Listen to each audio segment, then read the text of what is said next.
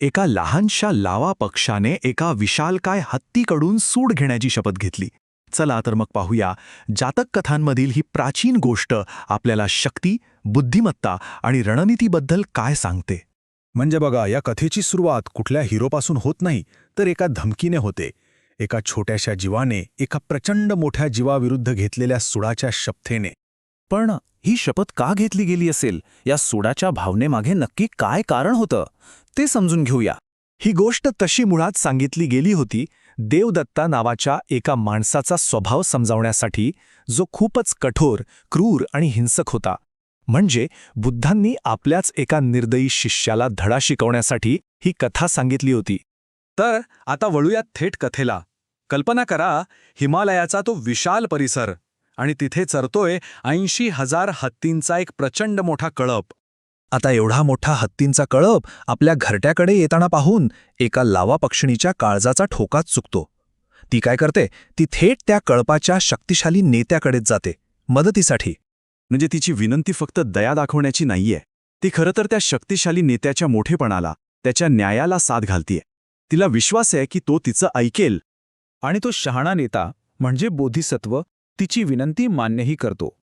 पण तो तिला एक महत्त्वाचा इशारा देतो की कळपाच्या मागे एक दुसरा दुष्ट हत्ती येतोय, जो कोणाचंच ऐकत नाही.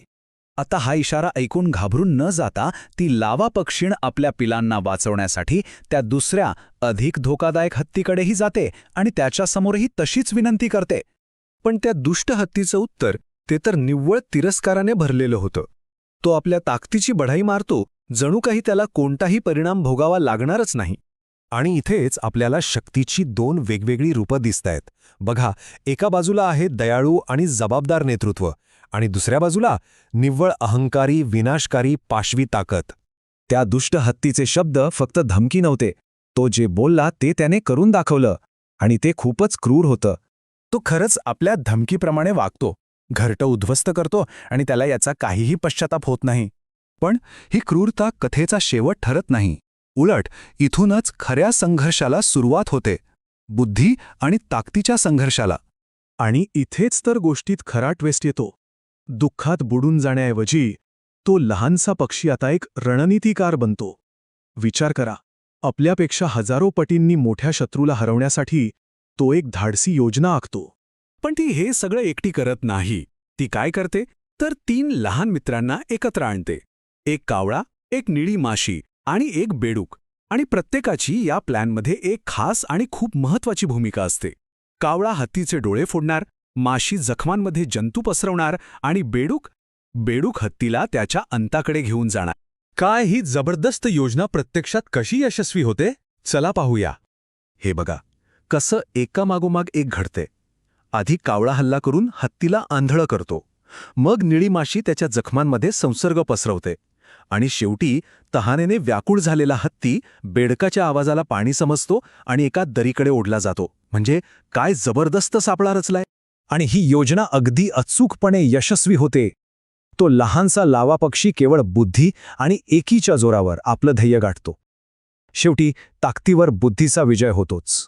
आणि कथेच्या शेवटी बुद्ध एक श्लोक सांगतात, जो या संपूर्ण कथेचं सार आहे. तो बोध असा आहे की कोणत्याही शत्रूला कधीही कमी लेखू नये.